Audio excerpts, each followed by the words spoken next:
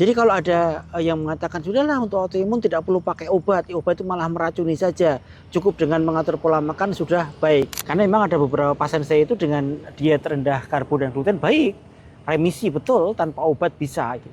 Tapi ada juga pasien yang lain yang melaksanakan hal yang sama itu tetapi malah jadi flare up gitu. Karena khawatir nanti pasien-pasien autoimun benar-benar tidak mau minum obat lagi hanya dengan makanan saja. Dan kita tahu ketika sedang flare tidak diobati yang terjadi apa? Terjadi kerusakan pada organ dalam tubuh kita yang kita awalnya tidak tahu. Tapi nanti lama-lama ketahuan sudah sangat parah.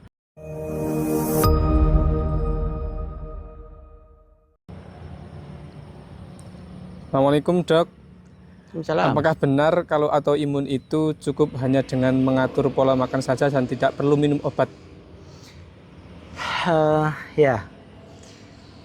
ya sambil kita menikmati suasana di sawah ya. Sekarang lagi musim apa ini? Lagi hampir baru saja tandur ini. Selesai tandur, sedang mulai tumbuh padinya. Ya sambil kita menjawab pertanyaan juga. Apakah betul bahwa hanya dengan pola makan saja sudah bisa mengatasi penyakit autoimun? Saya sampaikan ya bisa tidak gitu. Artinya apa? Ketika dia sedang tidak flare, sedang baik-baik saja, maka pencegahan supaya tidak flare, supaya tidak kambuh itu dengan mengatur pola makan dan pola hidup tentunya ya. Jadi makanannya apa? Ya makanan yang sealamiah mungkin.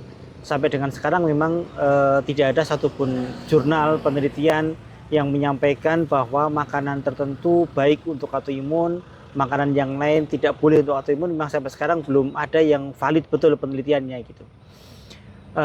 Mungkin teman-teman yang memang intens di bidang diet terapi makanan-makanan tertentu itu baik, silahkan mengadakan penelitian untuk kita lihat apakah betul bahwa makanan tertentu baik atau makanan tertentu itu tidak boleh pada pasien autoimun gitu.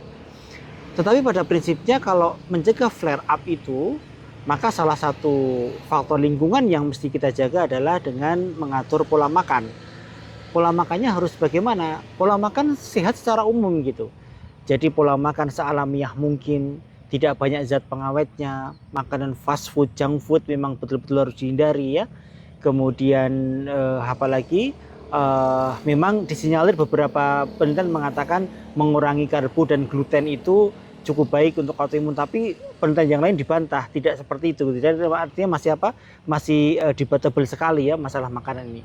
Tetapi kalau saya prinsipnya adalah tidak terlalu banyak makan, makanan sealamiah mungkin ya, tidak ada zat pengawetnya, maka itu insya Allah lebih baik untuk pasien-pasien dengan autoimun gitu. Mengurangi karbo sama gluten jika memang itu bermanfaat buat tubuh ya silahkan diteruskan gitu. Karena memang ada beberapa pasien saya itu dengan diet rendah karbo dan gluten baik, remisi betul tanpa obat bisa gitu. Tapi ada juga pasien yang lain yang melaksanakan hal yang sama itu tetapi malah jadi flare up gitu. Jadi memang antara satu dengan yang lain tidak sama ya pola makan ini. Nah itu adalah ketika sedang sedang baik-baik saja, sedang tidak flare.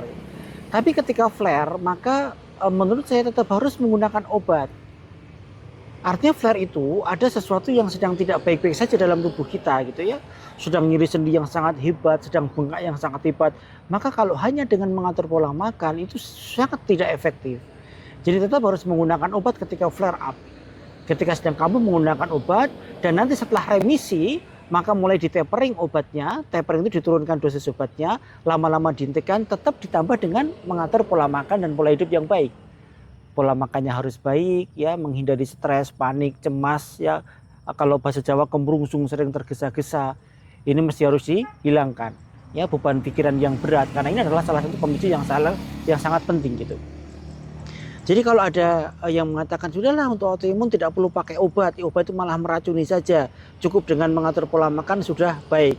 Bahkan saya dengar beberapa juga mengatakan autoimun itu sangat gampang sekali, hanya dengan obat saja, hanya dengan makanan saja sudah cukup.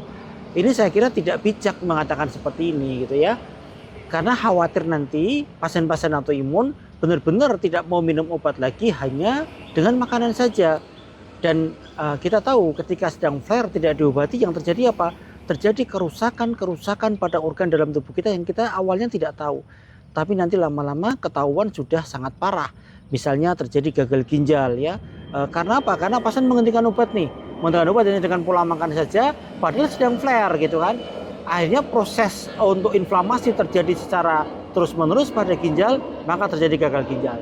Atau pada paru misalnya terjadi interstitial lung disease. Atau pada otak misalnya terjadi cerebral lupus misalnya. Maka ini yang tidak diperbolehkan. Ketika sedang flare, artinya sedang terjadi inflamasi yang sangat besar. Maka harus dihambat dengan obat. Setelah itu obatnya diturunkan dosisnya, ketika remisi baru diganti dengan pola makan. Dan pola makan ini harus tetap dilaksanakan baik saat flare ataupun saat tidak sedang flare gitu. Jelas ya? Selama hidup kita atur pola makan sebaik mungkin. Ketika flare minum obat, ketika sudah remisi boleh obatnya diturunkan, kemudian lama-lama di stop, diganti dengan pola makan yang baik. Yang paling penting itu. Jadi kita berjalan beriringan, tidak saling menyalahkan satu dengan yang lain, tapi berjalan beriringan, pola makannya tetap diatur baik, pola hidupnya diatur baik. Dan ketika flare up, maka minum obat. Ketika sudah remisi, obatnya akan diturunkan pelan-pelan sesuai dengan dosisnya.